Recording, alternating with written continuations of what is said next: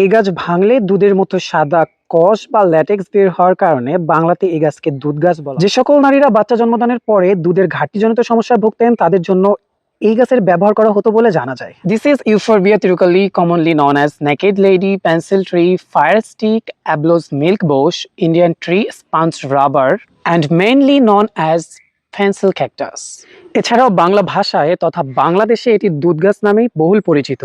খুব সম্ভবত প্রকৃতিতে পাওয়া একমাত্র পাতাবিহীন গাছ এটা, যা ক্যাকটাস নয়, কারণ এটাতে থাকে বিষাক্ত ল্যাটেক্স যা মানুষের শরীরের জন্য ক্ষতিকর হতে পারে।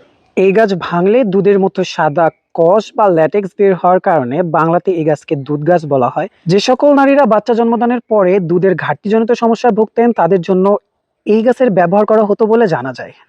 মায়ের বুকের দুধ বৃদ্ধিতে এই গাছ ব্যবহার করা হলেও এই গাছের ল্যাটেক্স বা কষ অত্যন্ত বিষাক্ত, সুতরাং ব্যবহারের পূর্বে অবশ্যই সতর্ক থাকতে হবে এবং অভিজ্ঞদের পরামর্শ নিতে হবে।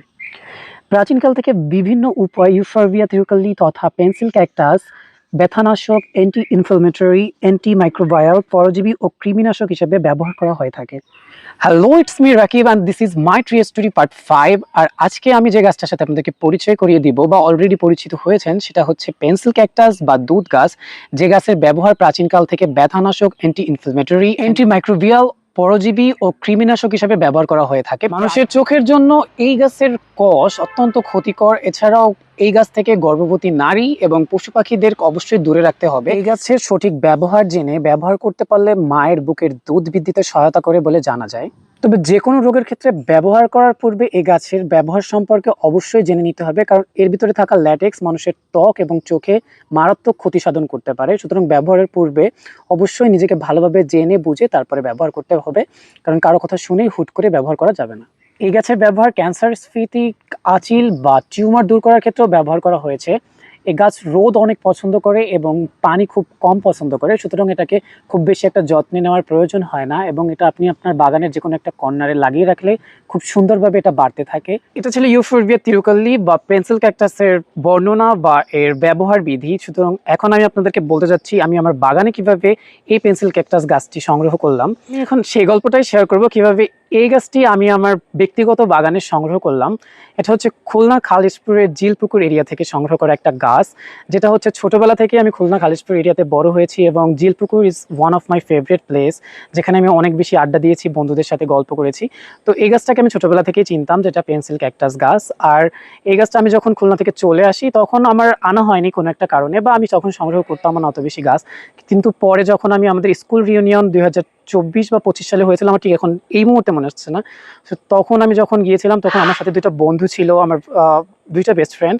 তো ওরা জানে যে আমি যে কোনো জায়গায় গাছ দেখলে চড়ে যাই বা ওইখান থেকে একটা কিছু একটা করি উদ্ভট। তো আমি ওইখান থেকে একটা গাছ মানে গাছের একটা ডাল, এতটুকু ছোট একটা ডাল, যেটা আমি কেটে নিয়ে এসেছিলাম আমার ব্যাগের মধ্যে করে, কারণ এটা থেকে কষ বের হয়, তো একটা টিস্যুতে পেঁচিয়ে নিয়ে এসেছিলাম এবং সেটাই আমি কিছুদিন পানির মধ্যে রেখে এবং পরবর্তীতে লাগাই এবং এটা এখন আমার কাছে অনেকগুলো গাছ আছে। আমি চাইলেই যে কাউকে ডোনেট করতে পারবো এবং এটা খুব সহজেই প্রোপোগেট করা যায়। আপনি একটু ছোট একটা ডাল ভেঙে পানিতে কিছুদিন রেখে দিলেও শিকড় আসবে, এছাড়া মাটিতে লাগিয়ে দিলেও সরাসরি শিকড় চলে আসবে। সুতরাং এটা নিয়ে কোনো চাপ নেই। ঠিক এটার মতোই ছোট একটা পেন্সিল ক্যাকটাসের ডাল আমি এনে লাগিয়েছিলাম আমার বাগানে একটা পানির পটে প্রথমে, তারপরে হচ্ছে মাটিতে লাগানোর পরে শিকড় আসে।